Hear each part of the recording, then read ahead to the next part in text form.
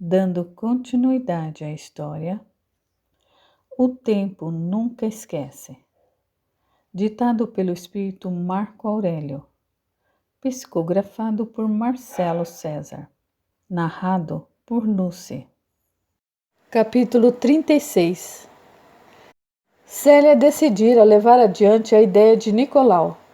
Era preciso contratar uma gerente que fosse capaz de ajudá-la. A fábrica se expandira e a loja fizera tanto sucesso que logo havia filial no Rio, em Porto Alegre, Belo Horizonte e Recife. A meta dali para frente seria abrir uma loja em cada capital do país. E durante uma viagem para o exterior, Arthur quis visitar e, por que não dizer, conhecer de fato Raimundo, o famoso artesão que tinha fama por confeccionar lindos chapéus. Raimundo batizara o irmão mais velho dele. Quando Arthur nasceu, ele já tinha partido para a Europa. Embora com bastante idade, Raimundo ainda dava as ordens. Os filhos tocavam sua empresa, mas a palavra final era sempre dele. Arthur fez parceria com Raimundo e comercializava com exclusividade os seus chapéus. O fluxo de trabalho crescera sobremaneira. E depois de uma exaustiva bateria de entrevistas e testes, Célia finalmente escolheu a profissional que seria o seu braço direito. Seu nome era Claudete, moça que nascera numa família humilde do interior paulista e vencera na vida à custa de muito estudo e muito trabalho. Acometida de asma desde a mais tenra idade, Claudete não se deixava abater. Sabia se cuidar, principalmente nos momentos de crise. Claudete se mostrara excelente funcionária. Era do tipo pau para toda obra, e muito parecida com Célia no tocante ao trabalho, e também no jeito de ser. Uma já tinha notado a outra, mas por questões profissionais mantinham a educação, a discrição e a polidez. Jamais flertaram no trabalho ou algo do tipo. Havia respeito entre as duas, embora Claudete procurasse ocultar o que sentia pela patroa. Certa vez, ela estava num bar só para meninas. A dona do bar tivera ideia genial. Às quartas-feiras, promovia a noite do correio elegante. Quem estava sentada numa mesa podia escrever um bilhete para sua paquera, e o garçom fazia a entrega ao destinatário.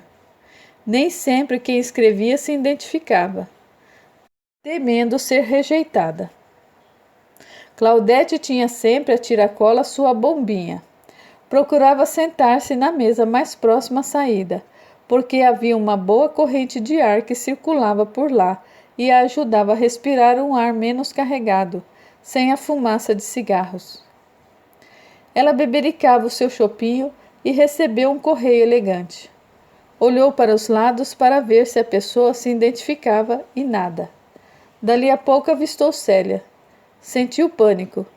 A amiga perguntou: "O que foi, Claudete? Sente-se mal?"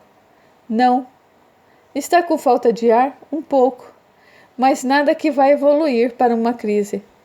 "Então o que é? Parece que viu um espírito." "É a minha chefe." "Onde?"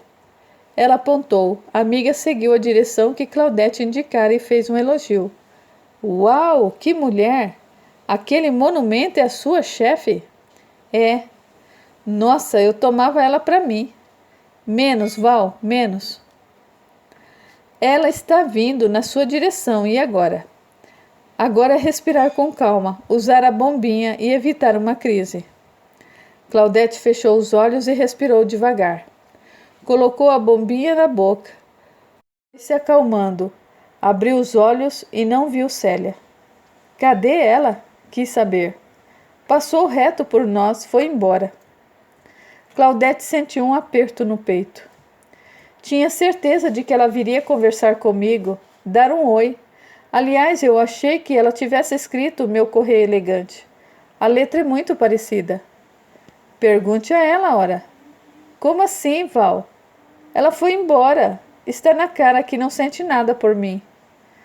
"Você já sabia dela? Que ela era lésbica?" Claudete fez que sim. A amiga prosseguiu. Fale com ela no trabalho.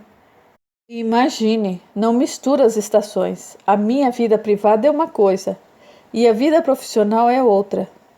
Grande besteira, Claudete. Você é a mesma que sai de casa e entra na empresa. É a mesma pessoa.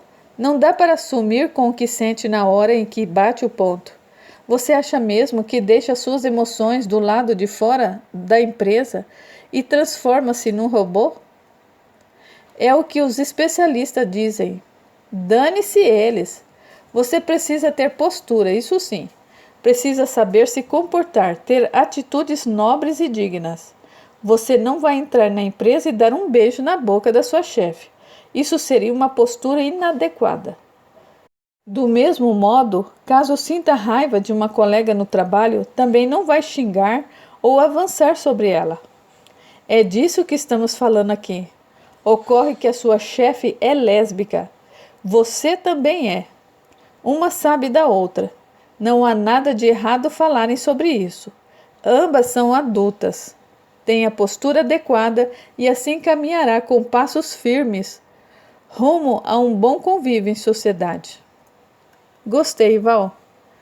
Quer preencher ficha para trabalhar no Recursos Humanos? Abriu vaga. Obrigada, mas eu estou bem no meu trabalho. O que eu faço, meu Deus? Amanhã procure conversar com a sua chefe. Ela fez que sim com a cabeça e voltou a bebericar o seu chopinho. No dia seguinte, logo que chegou ao trabalho, Claudete procurou Célia. Bom dia. Bom dia, Claudete. Eu queria falar com você sobre... Célia cortou. Hoje teremos a reunião com o grupo escocês. Como anda o inglês? Está bem afiado, Célia. Tenho praticado bastante. Que bom. Vou deixá-la conduzir sozinha a reunião. Você não vai participar? Infelizmente não. Questões familiares. Minha irmã Antonieta acabou de ter suas bebês. Vou pegar uma ponte aérea para saber se está tudo bem. Minha mãe tem idade e minha irmã é meio fora da casinha, sabe? Claudete riu. Está bem. Pode deixar que eu vou cuidar da reunião. Depois lhe farei um relatório. Passaram juntas a agenda do dia. Nessa altura, Claudete perdera completamente a vontade de falar sobre a noite anterior. Ela pediu licença e, quando estava com o pé fora da sala, Célia disse: Fui eu. O quê? Claudete não entendeu. Da cadeira do escritório, Célia a mirou nos olhos e confessou: Fui eu que lhe mandei o correio elegante. Claudete sentiu um pouquinho de falta de ar. Apanhou a bombinha no bolso da calça e aspirou. Célia assustou-se. O que foi? Está passando mal? Claudete fez que não com a mão. Terminou de usar o aparelho e, refeita, comentou: Desculpe. Eu ia tocar nesse assunto logo de manhã, mas... Tudo bem.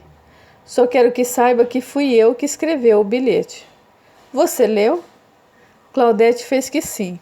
Célia prosseguiu. E o que estava escrito nele? Claudete pigarreou e disse baixinho. Estava escrito: Quer namorar comigo? Você tem a resposta? Claudete mordiscou os lábios e disse: Sim. Qual é? Posso saber? Eu quero, disse ela baixinho. Não escutei, pode repetir? Eu quero. A voz de Claudete soou normal. Ah, entendi. Célia apanhou a bolsa, os óculos escuros e, ao passar por Claudete, sussurrou em seu ouvido: Eu voltarei no fim do dia. Abriu a bolsa e dela tirou um molho de chaves. Pegou uma das chaves e a colocou na mão de Claudete. É a chave da minha casa. Você sabe o endereço. Já esteve lá a trabalho. Pois bem, quando eu chegar, eu quero que esteja na minha casa. Vamos jantar juntas e conversar. Célia passou a língua nos lábios e saiu. Claudete tremeu um pouquinho. Só um pouquinho. Mas adorou a abordagem direta de Célia. Ao longo do dia, ela conduziu a reunião com o grupo estrangeiro e saiu um pouco mais cedo do trabalho. Comprou flores numa floricultura, chegou a casa, tomou banho, arrumou-se e perfumou-se, Gostou da imagem refletida no espelho. Uma hora depois, quando já estava no apartamento, Célia entrou. Viu o buquê de rosas sobre a mesa e indagou surpresa. São para mim? Sim. Como sabe que eu gosto de rosas? Célia levou a mão à cabeça. Claro, você trabalha comigo. Sabe dos meus gostos e preferências. De alguns. Quer conhecer todos? Claudete abriu um sorrisão e fez que sim com a cabeça. Célia pediu comida japonesa para festejarem o encontro. Conversaram e se entregaram ao amor. Dali por diante, assumiram o namoro para as famílias e para os funcionários da empresa. O fato triste é que o pai de Claudete não aceitava como era. Paciência. Deixou de ter contato com uma filha sensível, inteligente, amiga, trabalhadora, ética. Claudete, que anteriormente desistira de viver, agora tinha sede de vida. Deixou de se relacionar com o pai e, por meio dessa experiência, passou a conviver apenas com pessoas que a amassem e a aceitassem. Ganhara de presente um amigo terapeuta, o livro Você Pode Curar Sua Vida, de Lois Hay.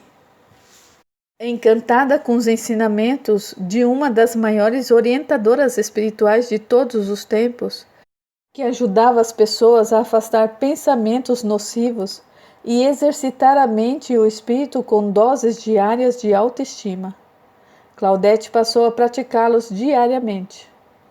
Entendeu a causa metafísica relacionada à asma e, ao longo dos anos, teve significativa melhora. As crises diminuíram e ela pôde ter uma vida normal, como qualquer outra pessoa saudável. Célia levou Claudete para conhecer sua mãe. Dirce encantou-se com a nora. Naquele mesmo dia, Célia quis visitar o tio Sérgio, que já estava bem esquecidinho, vivendo num mundo à parte da realidade, e apresentar a namorada para Angelina. Afinal, fora Angelina quem lhe dera força para ser quem era. Assim que viu Claudete, Angelina teve um estremecimento. Simpatizou-se com ela sobremaneira, e vice-versa. Devido à distância, Angelina não receberia a visita de Claudete, mas conversariam por telefone pelo menos uma vez por semana, já que se tratavam como grandes amigas. Essa amizade só se encerraria com a morte de Angelina, muitos anos lá na frente. Célia pediu Claudete em casamento por meio de um bilhetinho ao estilo do Correio Elegante, que usara para pedi-la em namoro. Infelizmente, o bar que frequentavam, o Feitiços, não mais existia.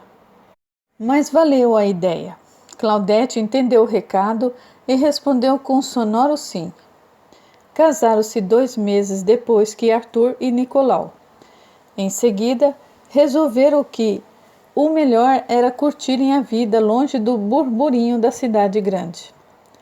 Compraram um sítio em Visconde de Mauá, região do município de Resende, no estado do Rio de Janeiro, e passaram a direção da empresa para uma das filhas de Antonieta. Mas isso será comentado devidamente mais à frente. Capítulo 37.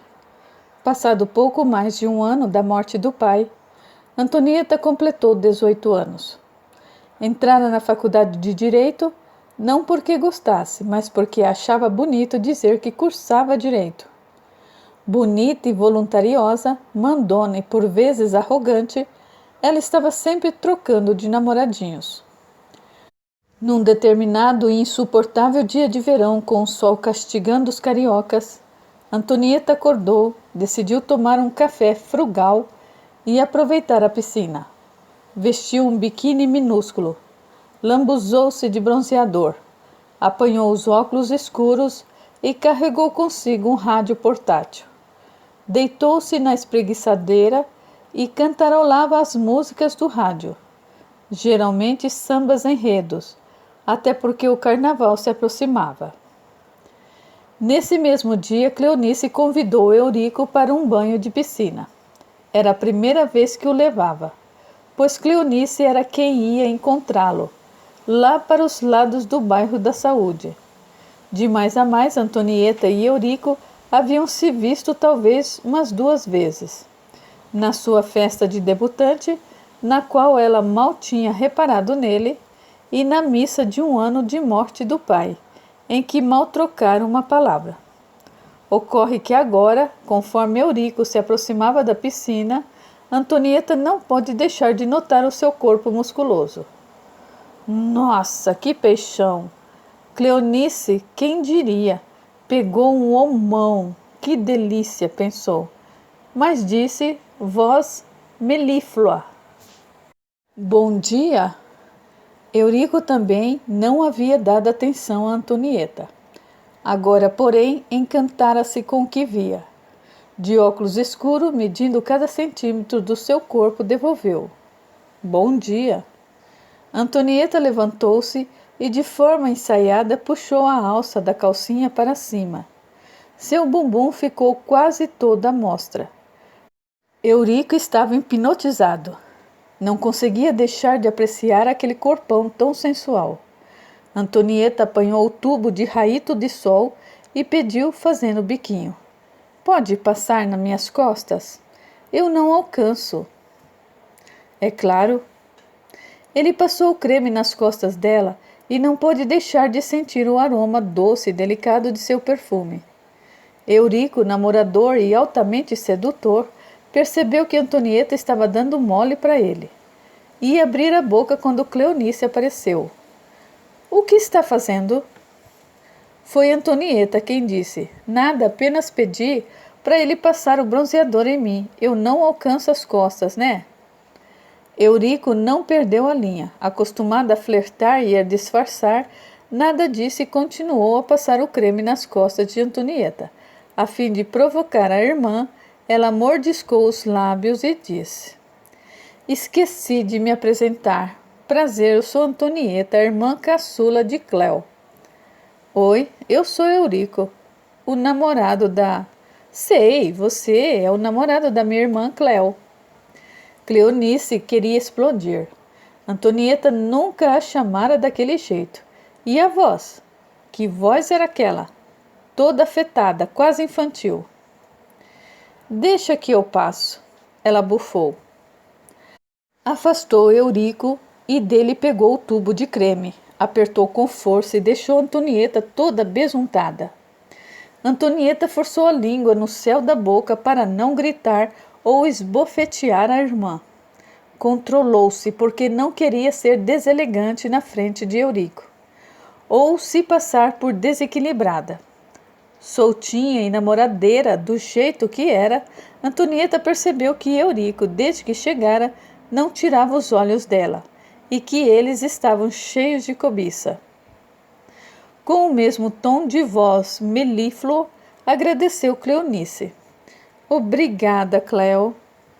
Cleonice enfureceu-se e perdeu a estribeira. Puxou os longos cabelos de Antonieta e a empurrou para a piscina. Vaca! Bramiu ela. Antonieta riu internamente e fingiu afogar-se. Eurico correu e se jogou na água. Ele a pegou com as 2 mãos. Seus rostos ficaram tão próximos que um sentiu o hálito quente do outro. Eurico ficou excitado. Aproveitou que estava dentro da água, deitou Antonieta sobre a beirada da piscina e lá dentro permaneceu rezando para tudo voltar ao normal.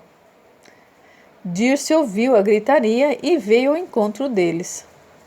O que está acontecendo? Nada, foi Antonieta quem falou. A Cleonice teve um ataque. Do nada me jogou na piscina. Quase me afoguei. Se não fosse o Eurico, acho que... Ela fingiu estar abalada e chorosa. Cleonice estava irritadíssima. Somente agora se dera conta de que caíra no truque de Antonieta. A irmãzinha a provocara a ponto de ela, Cleonice, demonstrar desequilíbrio. Respirou fundo e confessou a Dirce. Eu a joguei na água porque estava cheia de creme. Uma abelha tentou picá-la. Eu só defendi Antonieta. Antonieta mordeu os lábios com tanta força que logo sentiu o gosto amargo de sangue. Vagabunda ordinária, pensou ela, mas disse: foi isso, mãezinha, Cleonice me salvou. Eu fiz alarde porque a senhora me conhece. Sou meia dramática e espivitada mesmo. Cleonice aproveitou e fez a apresentação. Mãe, este é o Eurico, o meu namorado, ressaltou. Foi ele quem me acompanhou na missa de 1 ano do papai. Dirce o cumprimentou com simpatia e tornou: seja bem-vindo, meu filho. Ele agradeceu e Dirce prosseguiu: estou fazendo um macarrão. Ela dirigiu-se a Cleonice e pediu: já que a sua irmã e seu namorado estão molhados, você poderia sair e comprar um frango na padaria? Não sabia que vinham almoçar, fui pega desprevenida. Imagine, mamãe, eu vou. Eurico viu ali uma saída para baixar a testosterona. Pode deixar, dona Dirce, eu vou. É só me enxugar rapidinho. Saiu da piscina, enrolou-se numa toalha e foi se trocar no quartinho da edícula. Voltou, apanhou a chave do carro de Cleonice. Quer alguma coisa, amor? Ela fez que não com a cabeça. Eurico entrou no carro. Dirce aproximou-se do portão e acionou o controle remoto. Antonieta já sabia que Cleonice iria tirar satisfações. Aproveitou que Dirce fora até a garagem e a seguiu. Antes, porém, passou por Cleonice e sussurrou: desgraçada, você me paga. Sorriu maliciosa e caminhou até Dirce. Cleonice sentiu o sangue subir. Intimamente dizia para si: calma, Cleonice, calma. A vaca da sua irmã só está provocando. Não entre no jogo dela, não entre.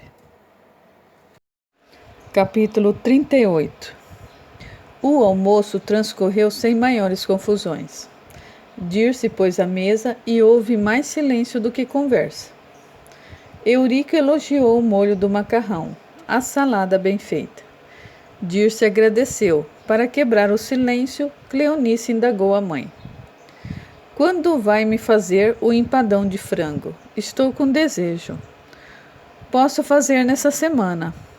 Ela olhou para o namorado e comentou: pode ser para sexta-feira? Eurico vai passar o fim de semana em casa. E a sua escrava Inês? Perguntou Antonieta de forma irônica.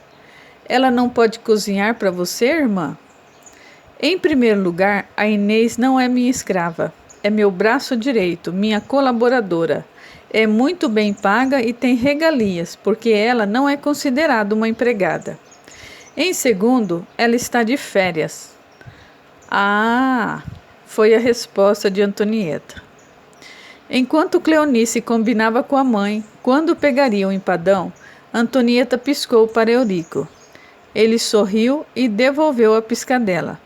No entanto, percebendo que havia se instaurado um climão entre as irmãs, ele terminou a refeição, pretextou um compromisso e despediu-se de Dirce com um beijo na mão dela. Em seguida, acenou para Antonieta, que fez uma mesura com a cabeça e dirigiu-se à garagem. Cleonice despediu-se da mãe e passou reto por Antonieta sem a encarar. Entrou no carro e ia dizer alguma coisa, mas Eurico, esperto, deu-lhe um tremendo beijo. Ela ficou até tonta, perdeu-se no que iria falar e deu partida no carro. Conversaram um pouco e Cleonice o deixou nos arredores da praça de Mauá. A gente se vê mais tarde? Ela quis saber. Hoje não vai dar, gata. Eu tenho ensaio na escola logo mais. Sabe que durante a semana eu não consigo vê-lo. Eu me envolvo no trabalho e o tempo se torna escasso. Cleonice, minha gata, fica tranquila. Eu também vou trabalhar bastante. O carnaval se aproxima e quase todas as noites teremos ensaio. Faremos assim. Ele pensou e emendou. Não consegue sair mais cedo do trabalho na sexta-feira? Na sexta? Ele fez que sim com a cabeça. Vou me programar. Conversarei com meu chefe. Acho que consigo. Por quê? Pra gente aproveitar, se amar. Ela sorriu meio sem graça. Estava esperando o momento de tirar satisfações em relação ao comportamento dele em relação a Antonieta. Mas Eurico, malandro que só, beijou-a novamente com ardor, abriu a porta do carro e despediu-se num tom amoroso. Boa semana para você, gata. Obrigado pela carona. Saiu e logo parou numa rodinha com outros rapazes. Ele os cumprimentou e por ali ficou. Ao menos não tem mulher na roda, pensou Cleonice. Ela deu partida no carro e tinha a intenção de retornar à casa da mãe e conversar com Antonieta. Conversar? Cleonice sabia que conversar seria algo impossível. Era melhor evitar o confronto, esfriar a cabeça. Pensando dessa forma, ela fez o caminho de casa. No trajeto, encontrou uma locadora de vídeos aberta e alugou 2 comédias românticas. Ainda vamos conversar, pensou, enquanto Antonieta lhe vinha à mente. O que é seu está guardado. A semana passou de forma rápida. Antonieta voltou a estudar na faculdade. Dirce mergulhou na rotina e nas idas ao centro espírita. Cleonice mergulhou no trabalho. Na sexta-feira, Dirce ligou para ela no serviço. Só liguei para avisar que o empadão de frango está pronto. Obrigada, mãe. Eu vou sair mais cedo e passo para pegar. Você vai ao centro espírita? Hoje não. Pode passar em casa, estarei por aqui. Despediram-se e o dia seguiu. No meio da tarde, um probleminha numa das máquinas de processamento dos chocolates fez Cleonice atrasar-se. Ela ligou para a mãe apenas para tranquilizá-la. Vou me atrasar. Não tem problema, não vou sair. Novamente se despediram e Cleonice foi à fábrica para resolverem o problema. Tudo acertado, ela consultou o relógio e viu que estava saindo do trabalho praticamente no horário de sempre. Saiu correndo, mas o trânsito pesado de fim de sexta-feira a fez demorar-se. Assim que entrou na garagem da casa de Dirce, lembrou-se de que tinha combinado de encontrar com Eurico mais cedo. Levou a mão à cabeça. Preciso ligar para ele. Esqueci de avisar que vou me atrasar. Entrou e cumprimentou Dirce, foi ao banheiro e na volta nem cumprimentou Antonieta, que estava deitada no sofá, de calcinha e sutiã, assistindo a um filme no videocassete. Antes de apanhar o empadão, ligou para o bar, onde Eurico disse que estaria. Cleonice torceu para ele estar lá. O dono atendeu e chamou Eurico. Antonieta diminuiu o som da TV e prestou atenção na conversa. Então, esqueci, meu amor. Vou me atrasar. Sei. Que horas começa o ensaio? Sei. Então, nem tem como você ir para casa hoje. Sei. O ensaio. Onde? Eurico lhe deu o endereço e ela tentou memorizá-lo, repetindo em voz alta. Bom ensaio. A gente se vê amanhã. Beijo. Cleonice desligou o telefone. Pegou a travessa de empadão que Dirce acabara de embalar e saiu sem se despedir de Antonieta. Foi para casa. Tomou uma ducha reconfortante, abriu uma garrafa de vinho, serviu-se de uma taça. Esquentou o empadão e o comeu acompanhado do vinho. Depois deitou-se confortavelmente no sofá da sala, apertou o botão do controle remoto e ligou o aparelho de videocassete. Começou a assistir a uma comédia romântica e, antes do fim do filme, adormeceu. Mais tarde, Cleonice despertou e olhou ao redor.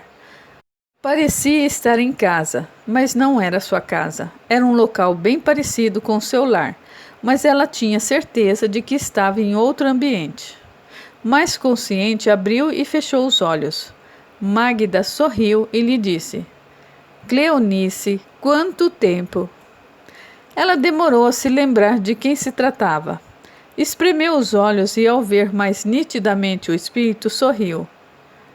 Eu me lembrei. Você me ajudou, mas não lembro ao certo quando e por quê. Eu ajudei a resgatá-la quando desencarnou. Eu morri? Ela levou a mão ao peito, várias vezes. Sorriu Magda. Eu me refiro à sua última experiência terrena, há mais de 100 anos. Cleonice estava confusa. Magda prosseguiu. Você desencarnou em péssimas condições. Demorou muito para reequilibrar-se emocionalmente. Alguns flashes surgiram por meio do inconsciente de Cleonice. Ela viu um rosto conhecido de homem tentar sufocá-la. Em seguida, viu-se em trajes de uma época antiga. Ela digladiava com outra mulher. Uma delas rolou ribanceira abaixo. De repente, tudo ficou claro demais e Cleonice deu um grito. Eu matei Antonieta! Não, meu bem. Essa é a cena que ficou represada no seu inconsciente. Não foi assim que aconteceu o acidente. Por isso eu e ela nos odiamos. Ódio é uma palavra muito forte. Eu ficaria mais confortável se utilizássemos desentendimentos. Você e Antonieta tiveram sérios desentendimentos no passado. Não só nessa vida passada específica, mas em outras. Digamos que ambas viveram até o momento uma espécie de briga de cão e gato. Eu senti muita raiva quando ela veio para casa. No entanto, conforme os anos passaram, graças a Inês, eu mudei o meu jeito de ser. Passei a aceitar Antonieta como irmã. No seu aniversário de 15 anos, inclusive, quis lhe presentear com os doces. Tentei limpar o rancor, a mágoa ou algo do tipo. Mas ela me provoca. É difícil lidar com essa garota. Eu sei, concordou Magda. Mas é preciso entender que uma das duas, num primeiro instante, precisará ceder. Você, no momento, tem mais equilíbrio para perdoar e seguir em frente. Contudo, ela pausou a fala. O quê? Acontecimentos um tanto desagradáveis vão abraçá-la novamente. Grande novidade. Eu lhe peço, Cleonice, que você não tome nenhum tipo de ação precipitada.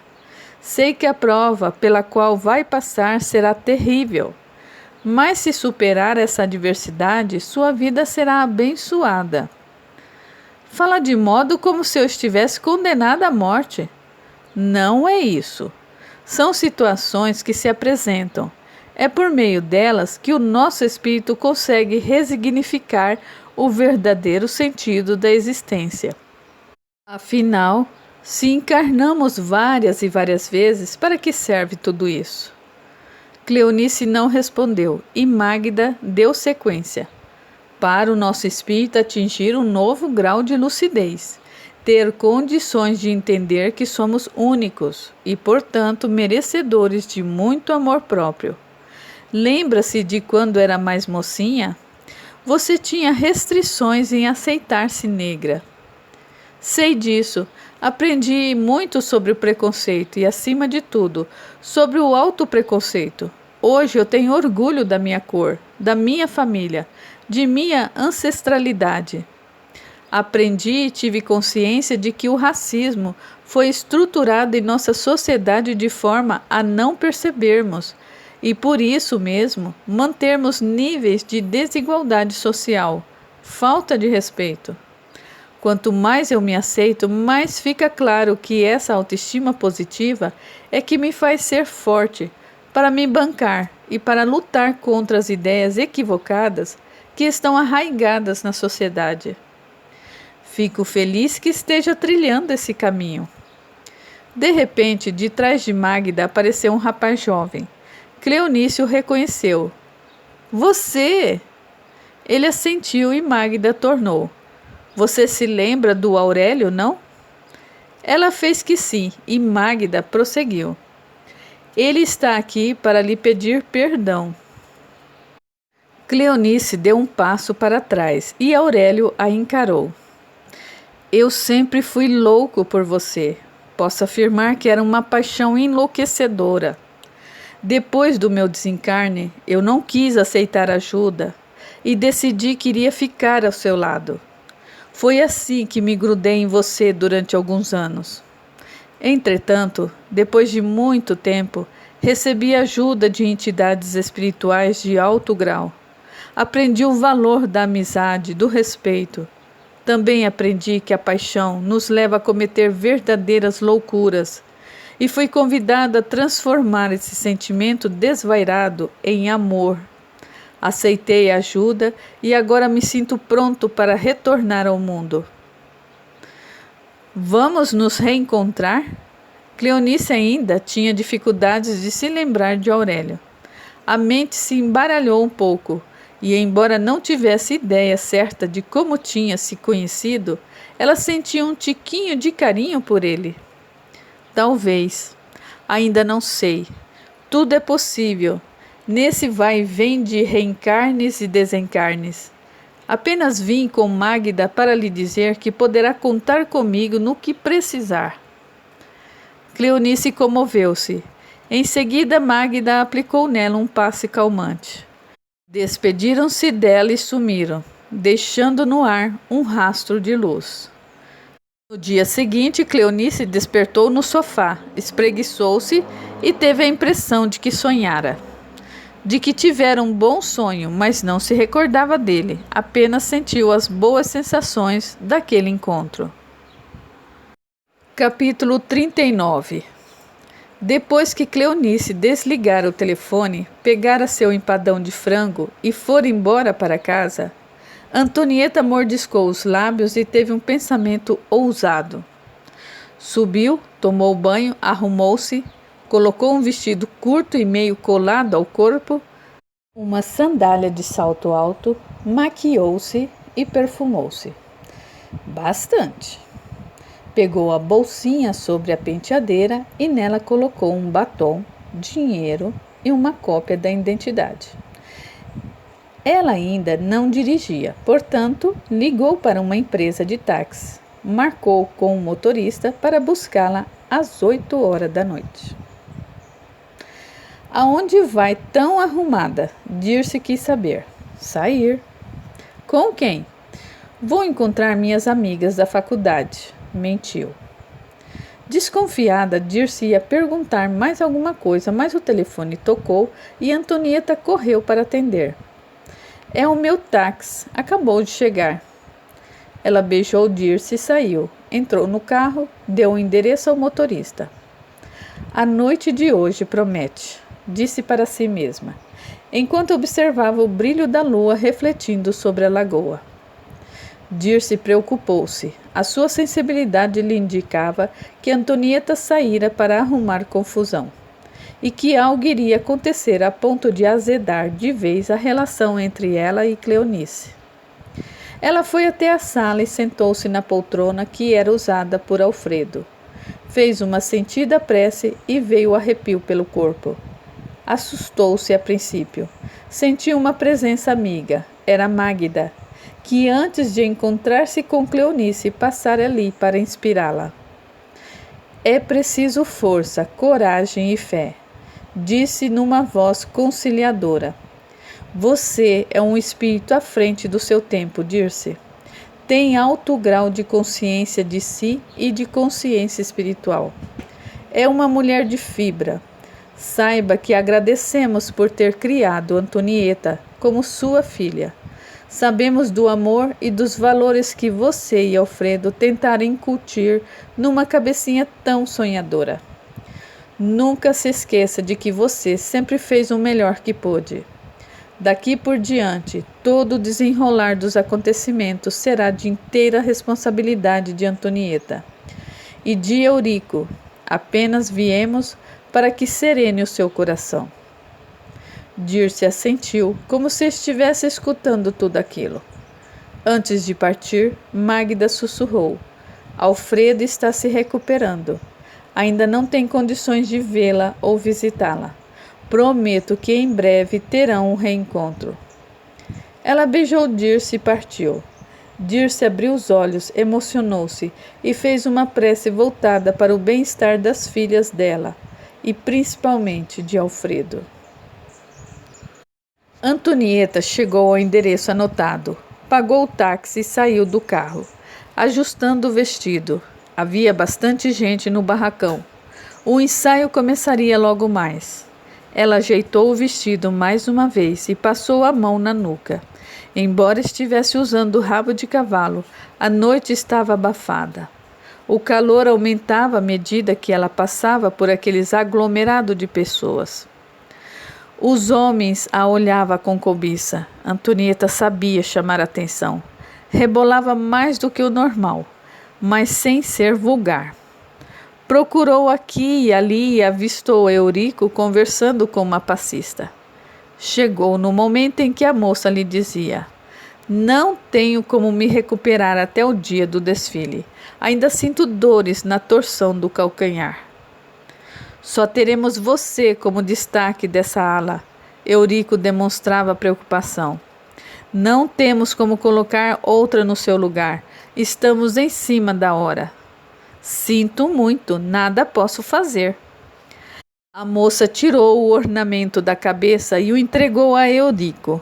Antonieta aproximou-se e perguntou: precisando de uma substituta, gatinho? Eurico virou-se e, quando a viu, seus olhos encheram-se de cobiça. Antonieta, o que faz aqui? Ela primeiro cumprimentou, beijou-lhe a face bem pertinho dos lábios. Eurico sentiu o hálito doce e o perfume. Aquele perfume o inebriava. A Jussara apontou para um bando de gente mais à frente. Que Jussara? Minha amiga, apontou novamente. Era óbvio que estava mentindo. Não havia Jussara nenhuma. Antonieta inventou um nome para não demonstrar que tinha ido ali para encontrá-lo. A Jussara é lá da faculdade. Adora sambar. Estava acompanhando ela aqui no ensaio e mal acreditei quando ouvi. É muita coincidência. É verdade. Muita coincidência. Ele estava a ponto de babar. Antonieta percebeu que o seu charme estava gerando bons frutos. Sorriu. Voz melíflua. Precisa de substituta para a ala? Pois é. Pensamos que a Beth iria se recuperar de uma torção a tempo. Eu posso me oferecer para suprir a falta da Beth? Faltam poucos dias para o desfile. É preciso acertar a coreografia, marcar a localização. Ela o interrompeu com um dedo nos lábios dele. Gatinho, eu posso. A bateria fez um pequeno ensaio e Antonieta sambou, com gosto. Eurico a adorou. Vai ter que vir todas as noites até o dia do desfile. Fechado. Ela esticou a mão e quando Eurico a apertou, sentiu um choquinho. Beijaram-se ali mesmo. Depois, mais controlado, Eurico a ajudou no ensaio. Antonieta comportou-se maravilhosamente bem. Interagiu com os demais componentes da ala da qual faria parte. Incorporou a simpática e logo fez amizade. Após o término do ensaio, ela convidou Eurico. Vai fazer o quê? Ia sair com os amigos. Ah! A voz dela denotava frustração. Nós vamos até a Pedra do Sal, conhece? Não. Quer ir comigo? Não sei se Cleonice vai gostar. Não quero confusão com a minha irmã. O que pode acontecer? Você já me beijou. Vai contar para Cleonice? É claro que não. Por que eu contaria? Sou jovem, mas não sou de vingancinhas. Cleonice que cuide do que é dela. Estou aqui cuidando do que é meu. Ou pode ser meu.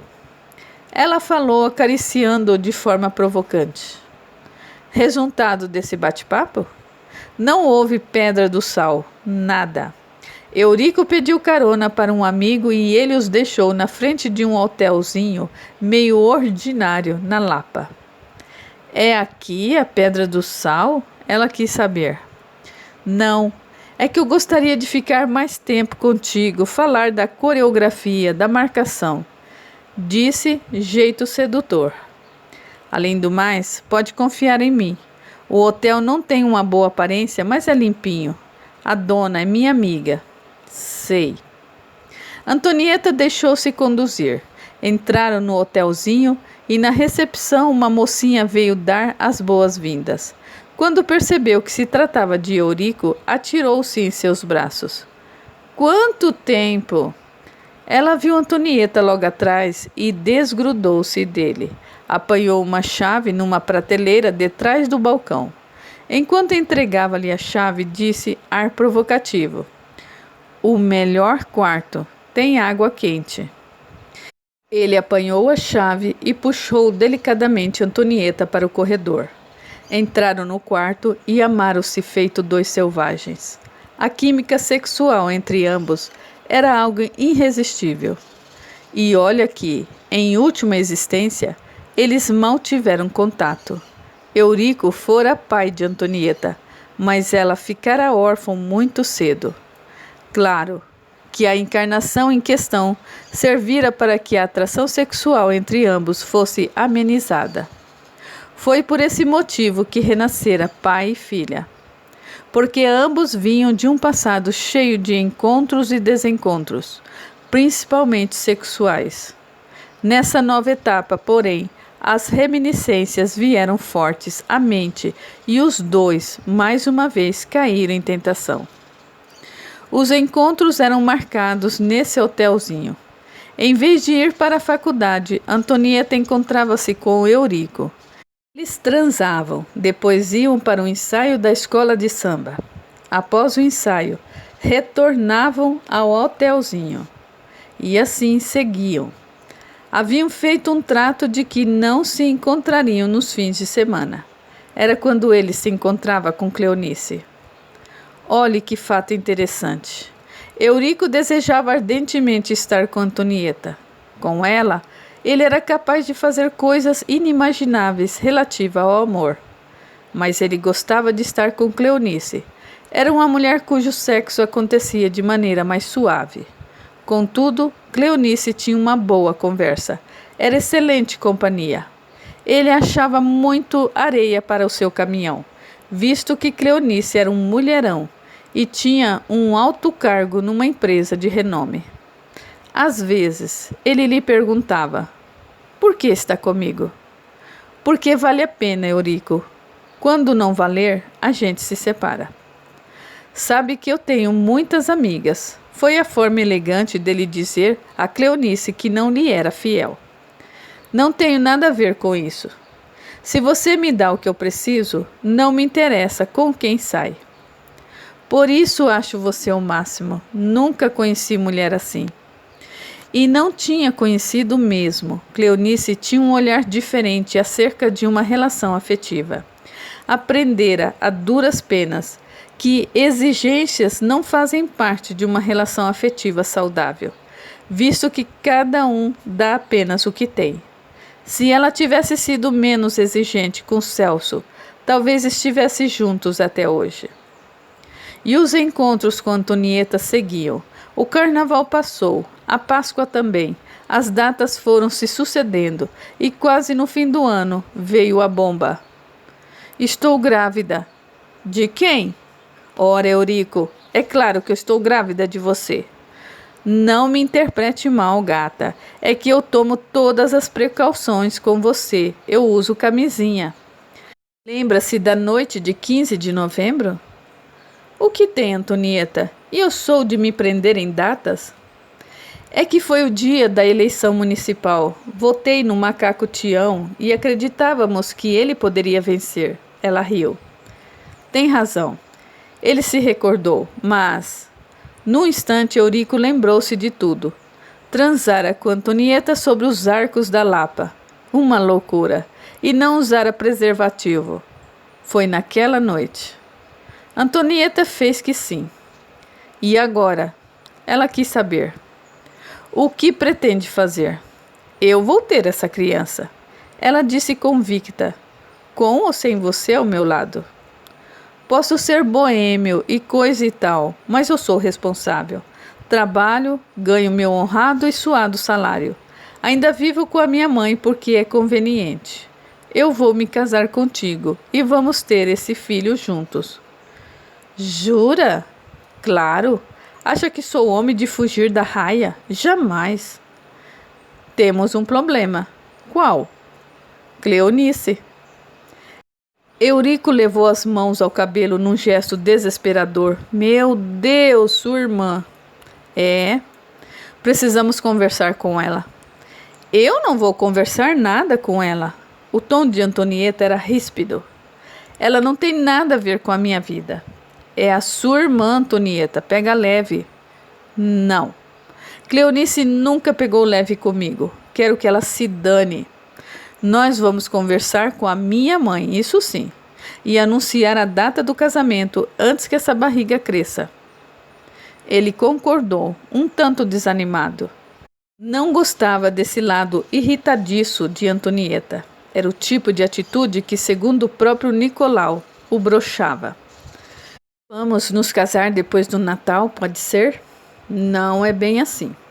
Moro com a minha mãe e os meus irmãos. Não vai dar para vivermos ali. Não tenho o que lhe oferecer por hora. Vamos morar na minha casa. Acha que a sua mãe vai permitir? É claro. Só eu e ela vivemos naquele casarão. Ali vai ter espaço para mim, você e o nosso filho. Eurico nada mais disse. Sua cabeça estava a mil. Ele só queria ver a maneira menos horrível de contar a novidade para Cleonice. Capítulo 40. A conversa em casa não foi nada confortável. Antonieta, embora impulsiva e estouvada, tinha amor e consideração por Dirce, mas deixara-se levar pelas loucuras da paixão e não podia, nem desejava voltar atrás. O que está feito, tornou Dirce desgostosa. O que mais posso dizer? Eu e Eurico queremos nos casar o mais breve possível. Conversou com Cleonice? Antonieta fez que não. Ela prosseguiu. Sim, porque você precisa conversar com ela. Não tenho coragem. Entretanto, teve coragem suficiente para trair a sua irmã. Deu em cima do namorado dela. E Dirce levou as mãos para o alto. Dele engravidou. O mínimo que a senhorita pode fazer é lhe dizer o que aconteceu. Eu sei, mas... Mais o que, Antonieta? O que quer que eu fale? Estou extremamente desapontada com você. Eu a criei como filha legítima, como se tivesse saído de dentro de mim. Eu e o seu pai fizemos tudo para que você jamais se sentisse diminuída ou inferiorizada pelo fato de ter sido adotada. Seus irmãos sempre a trataram com carinho. Tudo bem, entendo que o relacionamento entre você e Cleonice nunca foi dos melhores. Se não havia amor, ao menos havia um pouquinho de respeito. Pelo fato de ser espírita, tenho a plena convicção de que ambas travaram longas batalhas ao longo de séculos. Sei que Cleonice não é fácil, contudo, você não é flor que se cheire. Dirce cobriu o rosto com as mãos e chorou. Não fique assim, mamãe, pediu Antonieta. Quer que eu fique como? Eu dei o meu melhor. Eu tentei levá-la ao centro espírita. Sonhei com a possibilidade de você se dedicar ao trabalho voluntário, aos estudos de Kardec, de tentar enxergar a vida por outro ângulo. Mas não.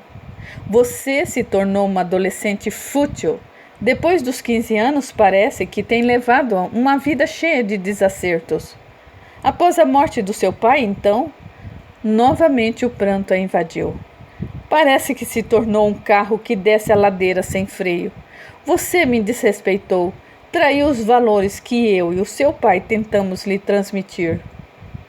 O desabafo fora sincero, e Dirce estava de fato bastante abalada.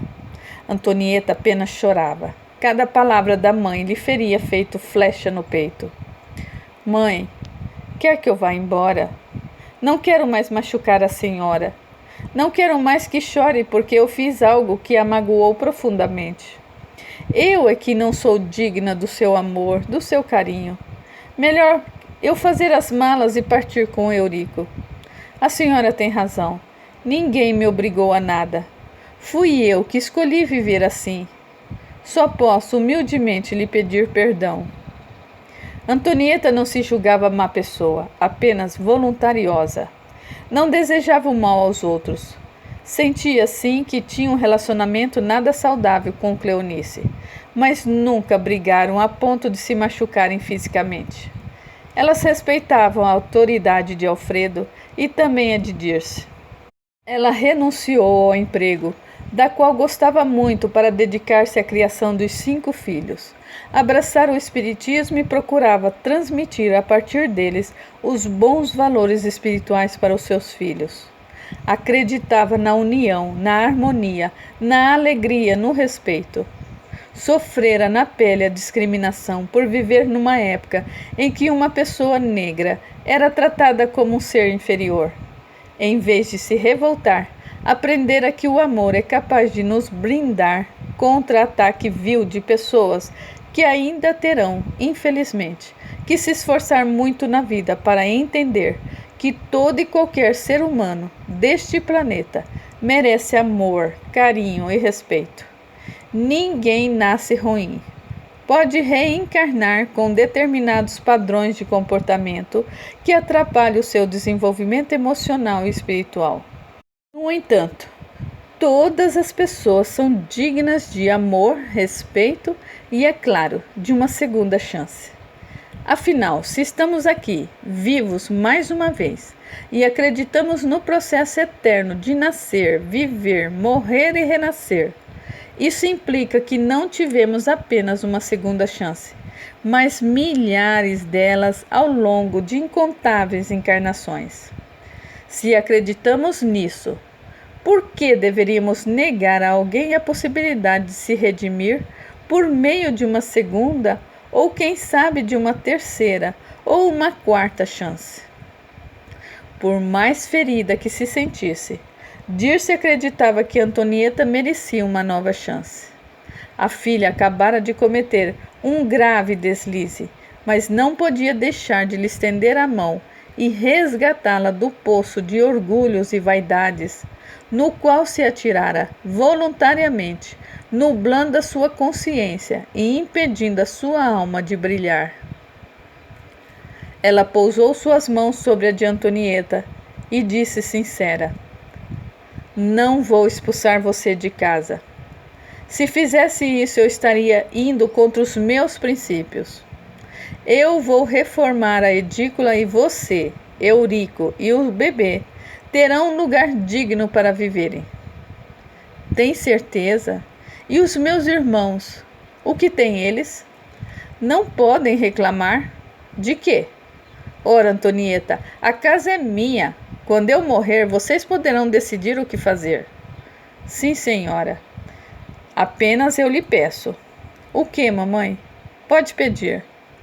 "Quero que converse com Cleonice, que lhe dê conta sobre o relacionamento com Eurico e sobre a gravidez. É o mínimo que você pode fazer." "Vou fazer o que me pede. Agora preciso subir e tomar uma ducha. Estou cansada, enjoada." "Vá descansar. Se precisar de algo, é só me chamar." Antonieta subiu os degraus com vagar. Quando virou o corredor e sumiu na curva, Dirce deixou que as lágrimas novamente lavassem o seu rosto. Orou com fé e pensou muito em Alfredo. "Quanta falta você me faz, querido." De onde estava, Alfredo recebeu a mensagem. Seu espírito ainda estava em recuperação pós-desencarne. Mas o pedido de Dirce chegou e tocou seu coração. Ele simplesmente chorou. Magda aproximou-se do leito e passou delicadamente a mão em seus cabelos. "Está tudo bem, Alfredo. Dirce é um espírito forte, lúcido. Sabe que a conquista da evolução espiritual é responsabilidade nossa. Quer dizer, de cada um de nós. É por esse motivo que temos o livre-arbítrio. Antonieta está fazendo uso do dela. De outra parte, Dirce também faz as suas escolhas. Você não tem condições de auxiliá-la por hora, mas pode concentrar-se na imagem de rosto dela, alegre e feliz. Consegue imaginá-la assim?" Ele fez que sim. "Pois então faça isso. Mentalize-a bem, sorridente. Dessa forma, a nossa energia vão tocar o seu coração. e Dirce vai se sentir mais reconfortada e em paz. Alfredo nada disse, apenas concordou com a cabeça e deixou que as lágrimas escorressem livremente. Capítulo 41. Até aqui, temos uma ideia firme e consistente de que Cleonice não estivesse preparada para perdoar a irmã. A conversa entre as duas se deu na casa da mãe. O que havia acontecido até então? Bom, o fato é que havia um desejo de Dirce em juntar os familiares para a ceia de Natal. Nos últimos anos, as mortes de Alfredo, Estelinha e Sérgio tinham mexido muito com ela. Em vez de crescer e expandir-se, sua família diminuía. Ela sempre acreditara que, quando estivesse bem velhinha, teria a casa rodeada de netos. De muitos netos. Não era fantasia, visto que uma mulher que fosse mãe de 5 filhos, ao menos imaginaria ter um punhado de netos rondando sua saia. No caso de Dirce, a configuração familiar se dera de maneira distinta. Alberto, primogênito, encontrara em Rosana a sua cara metade. Eram apaixonadíssimos um pelo outro. De comum acordo, decidiram que não teriam filhos. Alberto queria se dedicar à universidade. Rosana, por sua vez, cursava o serviço social e abraçara com amor e total dedicação o trabalho que realizava no centro espírita. Com a ajuda de Marcílio, como sabemos, o centro aumentara 3 vezes de tamanho. Além dos cursos, passes e demais tratamentos espirituais pertinentes a um bom centro espírita, Rosana fundara uma creche e, atualmente em parceria com a prefeitura, atendiam 50 crianças por dia. A título de curiosidade, enquanto escrevemos essas linhas, Alberto e Rosana continuam encarnados e trilhando o caminho da evolução com amor, respeito e o forte intuito de propagarem o bem, não importa quem. Nicolau e Arthur não quiseram ser pais. Mesmo amparados pelas leis que lhes davam o direito de adoção, decidiram que a paternidade não era para eles, ao menos nessa encarnação. Célia e Claudete seguiram essa mesma linha de raciocínio.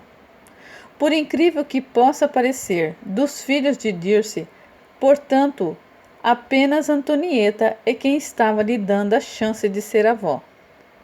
Claro que Corina e Lucas, os adoráveis filhos de Marcílio, a chamavam de vovó. Também chamavam Angelina de Bisa. E estava tudo bem, porque o que valia entre eles eram os verdadeiros laços de afetos, que a cada encarnação tornavam-se mais fortes e consistentes. Nesse Natal em particular, a família de Dirce eram apenas Alberto e Rosana, Nicolau e Arthur, Célia e Claudete, Antonieta e Eurico e, quem sabe, Cleonice. Além deles havia Marcílio, Dalila, Corina, Lucas e Angelina. Eram poucas pessoas, com exceção das crianças. As 2 mesas do jardim davam conta do número reduzido de convidados. Dirce ainda não sabia se Cleonice ou mesmo Eurico iriam participar da ceia. Conversou com Cleonice? Quis saber Dirce. Deixei recado na secretária eletrônica, tornou Antonieta. Ela não me retornou. Quantos recados? Uns 5.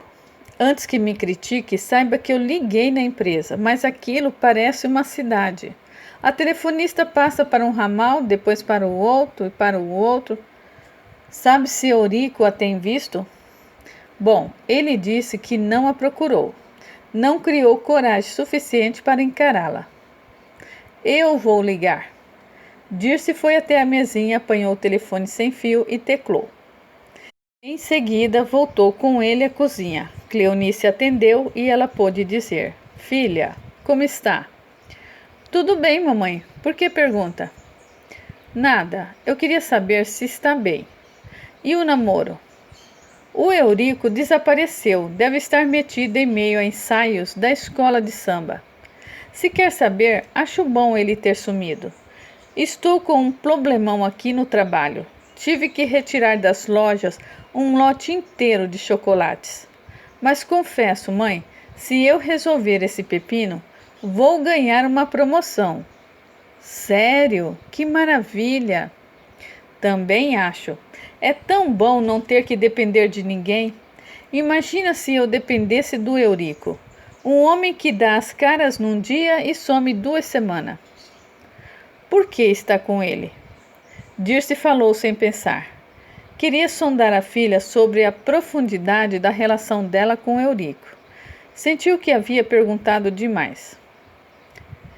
E por que tanta pergunta sobre meu namoro? Por acaso sabe de algo que eu não sei? Nada disso. A sua irmã tem ligado, você não responde. Como não? Ela me disse que você não deu retorno. Imagine. Tenho falado com Célia quase todos os dias. Ela tem me passado umas dicas preciosas de administração de chão de fábrica. Temos trocado muitas figurinhas. Inclusive, eu tenho conversado bastante com o Nicolau. Depois que passou a namorar, nossa, ele se transformou em uma outra pessoa. Sabia que eu estou até com vontade de ir para São Paulo para passar um fim de semana juntos? Estou falando de Antonieta. O que tem ela, mãe? Ela me disse que deixou recado na sua secretária eletrônica. Cleonice olhou para o aparelho e viu que a luz indicadora de mensagens piscava. Nem prestei atenção, mãe.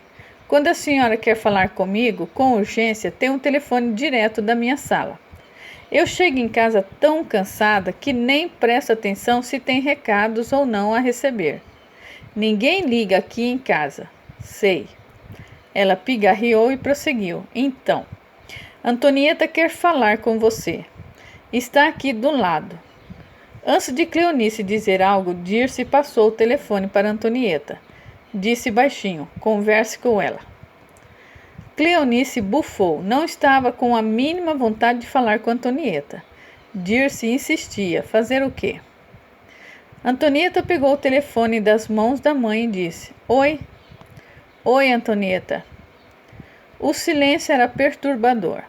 3 segundos de pausa equivaliam à eternidade de silêncio. Ela engasgou. O que foi, criatura? O que tem para falar comigo?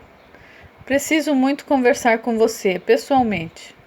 Antonieta fez sinal para a mãe de que a ligação não ia dar em nada. Dirce apanhou novamente o telefone e foi firme. Cleonice, sou eu. Fala, mãe. Cleonice revirou os olhos impaciente. Quero que venha aqui em casa hoje, de preferência. Hoje não dá. Então amanhã. Amanhã eu... Cleonice não estava com a mínima vontade de sair do trabalho, atravessar a cidade e ver Antonieta. Mas Dirce firmou a voz. Chega de desculpas. Amanhã aqui em casa. Que horas está bom para você? Cleonice mordiscou os lábios. Se me enrolar, pode apostar que eu e a sua irmã vamos até a sua casa. Isso não. Antonieta nunca pisara no apartamento de Cleonice. Não era agora que isso iria acontecer. Ela pensou e por fim cedeu. Está bem, amanhã, quando sair da empresa, dou uma passadinha. Ótimo, vou fazer um empadão de frango. Está bem, dona Dirce. Amanhã a gente se vê. Beijo. Cleonice desligou o telefone e bufou. Não gostava de ser pressionada. A mãe a estava obrigando a conversar com Antonieta, mas por quê? O que seria? Cleonice pensou em um monte de coisas. Será que vai querer fazer estágio na empresa? Não vou facilitar. Será que vem me pedir dinheiro? Acho que não, porque a caçulinha ganha mesada. Conheço a minha mãe. Vai fazer um empadão, um de meus pratos preferidos. Aí tem. Cleonice passou um bom tempo pensando nas inúmeras possibilidades, porque Dirce tanto queria que ela tivesse uma conversa cara a cara com Antonieta. Depois de alguns minutos, esqueceu-se de pensar no assunto. Queria falar com Eurico, mas na casa dele não havia telefone. Também era noite e ele não estaria mais no trabalho. Era preciso que ele ligasse para ela. Mas a bem da verdade, Cleonice só o namorava porque ele era atraente e bom de cama. Era gentil, atencioso, mas não era de confiança em termos afetivos. Ela sabia que ele flertava e até devia sair com outras mulheres. Ela só queria ter prazer e era cômodo não ter de sair, frequentar um bar para encontrar alguém. A bem da verdade, acostumara-se com essa, digamos, facilidade. De mais a mais havia Celso. Diabos, por que ele não sai do meu pensamento? Já casou, tem um filho, vive em outro país, numa outra realidade. A gente nunca mais vai se ver na vida. Por que não o esqueço? Cleonice não encontrava resposta. Foi até o banheiro, despiu-se, tomou um banho reconfortante, vestiu o pijama e deitou-se. Queria dormir, esquecer que um dia amara alguém de verdade. De que vale a pena amar? A vida nos separou, pensou ela. Instantes depois, Cleonice adormeceu. Aguarde, a história continua.